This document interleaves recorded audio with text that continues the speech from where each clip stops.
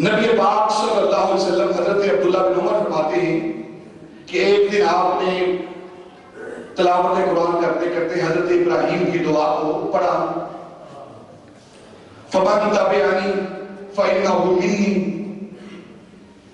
وَمَنْ عَصَانِي فَإِنَّكَ غَفُورٌ رَحِيمٌ، یہ پڑھا اور پھر حضرت عیسیٰ علیہ السلام کی دعا کو پڑھا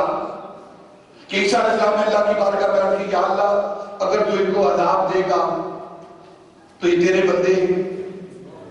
اور اگر تو انہیں معاف کر دے گا، اپنی امت کے بارے میں عیسیٰ علیہ السلام کہہ رہے ہیں، اللہ سے دعا کر رہے ہیں، اگر تو انہیں معاف کر دے گا تو معاف کرنے والا ہے، عزیز ہے، رحیم ہے۔ نبی پاک نے یہ دو دعائیں جب پڑھی نا، ابراہیم علیہ السلام نے اپنی امت کے لیے، عیسیٰ علیہ السلام نے اپنی امت کے لیے، تو چھما چھم آپ کی آنکھوں سے آنسو برسنے لگے، رونے لگے کہ ابراہیم اپنی امت کے لیے دعا کر رہا ہے، عیسیٰ اپنی امت کے لیے دعا کر رہا ہے، ان دونوں دعاؤں کو پڑھ کر آپ کے دل کے اندر خیال آیا رب امتی یا اللہ میری امت اس کا کیا بنے گا؟ تو اللہ رب العزت نے فوراً جبریل امین کو بھیجا، جبریل جا میرے محبوب سے جا کر کے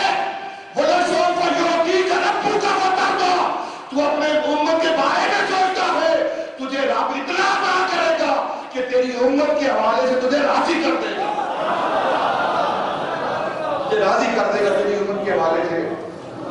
جس طرح تو چاہے گا نا امت کے حوالے سے،